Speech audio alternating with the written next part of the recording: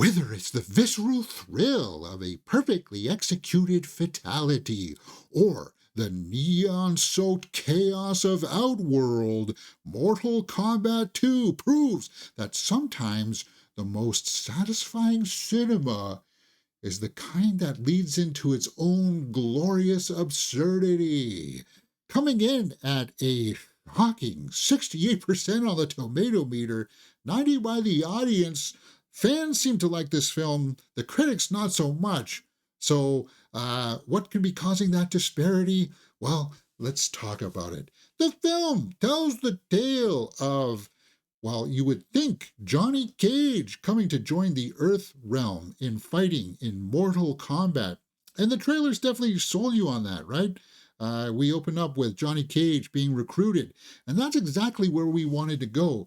In the first movie, it was like, we want the core three. We want Johnny, Sonya, and Luke Gang. And they're finally getting there. There's a final, we're at the tournament, and it's really cool that it's happening. And of course, Shao Kahn is going to be the big bad guy. You would think that that's what this story is about, right? But it's more about Katana. And I was happy that they decided to make her the focus. And I would say that she's more of the focus than Johnny Cage, because the movie opens up with Shao Kahn destroying her planet and her realm. And she's really more the focal point here, where Johnny's kind of like helping drive the events. It's really her story.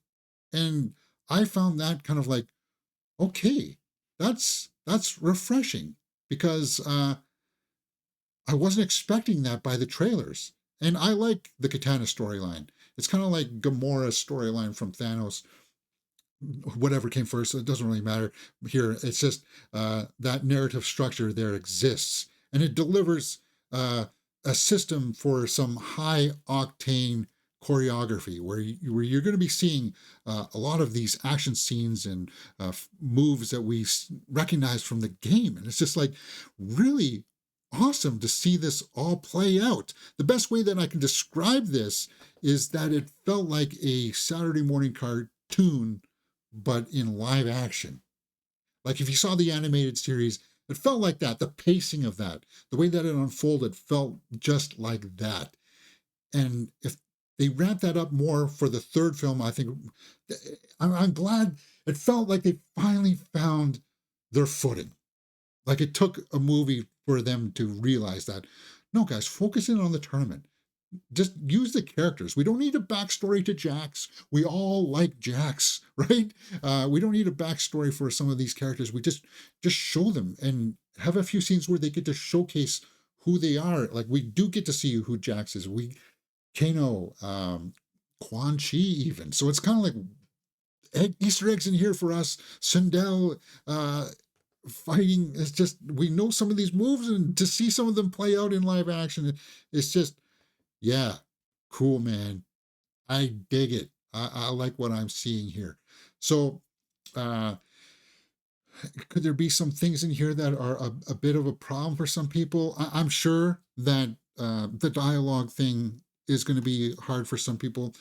Karl Urban, we know, is an accomplished actor.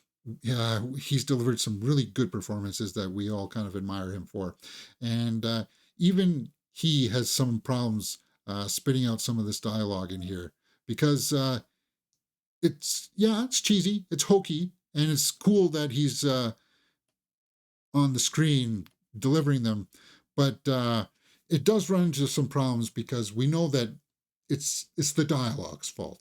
And that is showcased no better than in the example of Jade. Because this actress, Tati Gabrielle, it doesn't come out of her mouth as well as from Karl Urban. The dialogue is just, she's not of the same caliber of an actor, which kind of sucks to say, because we've seen this Tati Gabrielle in Kaleidoscope on Netflix, that series, and she was just a background character there. But when you're using Jade here to have that nuance with Katana's storyline, and as I said, Katana is the real focus of the story here, and it's really kind of her story. I just like that weakness from Jade's character really, really stands out like a sore thumb. And Adeline Rudolph here as Katana, great job, great job. And you know who else was cool?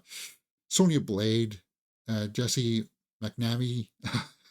This time around, like there's gonna be moments in here where everybody will be laughing. Okay, we're gonna save Earth. Then we kill Kano. It's just like the whole theater was just like laughing. And it was just like, she did such a great job in this. And you're going to have several moments where it's like, maybe it's not, you're not sure to begin with, but by the end of it, you'll be like, I'm really enjoying this. I want to see more. I want to stay in this world. And I think as a Mortal Kombat fan, that's what you're going to feel. So, with that being said, let's go back to the tomato meter here and see what the disparity is here from the critics to the fans, with the critics saying, Wall Street Journal, alas, since there aren't any emotional stakes, the action scenes are as about as interesting as seeing tomatoes being put through the food processor. Were you not paying attention to the katana stuff? I thought that opening scene was very emotional. Heart is lacking? No. Were you not watching? She watches her father get murdered. I mean, come on. Tribune News. The costumes are giving Halloween. The sets and props are giving Xena Princess, Warrior Princess. Xena Warrior. Okay. Costumes, no. I thought the costumes were great. Like really awesome. That Xena Warrior Princess line, yeah, that's sort of echoing what I was saying about the Saturday morning cartoon, right? That's the style that the pacing is. Uh, and the story and performances aren't giving anything at all. No, I can't say that either. Even the guy under all that Baraka makeup is trying to do something. He really is. He's trying to deliver some of these lines and convey emotions, but there's an effort there, and I think that's shining through. And some of the critics here, I don't think they're on point. So let's go to the fans here. Miguel, absolutely loved it. 10 out of 10. Well, that's rather high. Karl Urban as Johnny Cage was perfect. Yeah, I was apprehensive at first when I saw the trailers. It's like, I don't know, maybe he's too old, but the angle that they used fit perfectly. A lot of Easter eggs from the video games. Yeah, yeah. There's going to be like breakdowns of screenshots of this, of like, okay, this points to that, this points to this. There's so much in here for fans, right? Eric, this was the MK movie I've been waiting on since the original one. Would definitely recommend to any MK fan like myself. Exactly. So fans, if you are a fan of Mortal Kombat, then I think you are going to enjoy this film. Were there any critics that did like it? Bibiani, Mortal Kombat 2 isn't the best Mortal Kombat movie, but it's hard to deny that it comes second, at least with number 2 and all. Well, yeah, that original movie in the 90s, because of the soundtrack and some of the fight scenes like Johnny Cage versus Scorpion, you're never going to match that kind of style. But this movie definitely gives it a run for its money. And by the end of it, I think you'll be like, okay, yeah, I like the color palette. I like what they're doing here with the stories. And you want to see more, especially from Shang-Chi. You want to see more what the bad guys are doing. Could you say that Sub-Zero and Scorpion were a little shoehorned in there? Maybe. But you see a surprising a lot of Shao Kahn. And look at that shot. That's just so cool. And that's what you're going to feel coming away from this. That's cool. I dig that. All right, let's go to my score sheet and wrap this up. See where Mortal Kombat lands. Acting, directing, and story are out of a possible 2 points each. Acting, I gave 1 down the middle. It's serviceable. And as I said, there are some not so great scenes acting wise, but like, you're not watching it for the acting. You're watching it because you want to see these fight scenes. You want to see these characters. You want to see how it all goes down. And based on that story, based on the directing, the technical aspects, you can see the fights. It's not quick cut. There's a lot of wide angle shots. And it's just, I want to watch it again almost. Cinematography, because of that. The technical aspects handled by the director here are very well done. And the score, yeah, it doesn't have this same kind of iconic soundtrack maybe from the 90s, but maybe for this generation it does. And then when the credits go and it's like that original theme, it's just like, yeah. And the watchability factor is out of 2 points.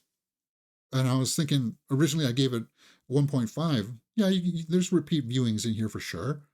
But then I'm like, no, I like what this movie was trying to do. I'll give it a full 2 points. So 8 out of 10, a very generous 8 out of 10 for Mortal Kombat 2. If you are a Mortal Kombat fan and of this franchise, then I think there's a lot in here for you to enjoy. Tell me what you thought in the comments below, and we will talk about it. You're watching Mirror Domains.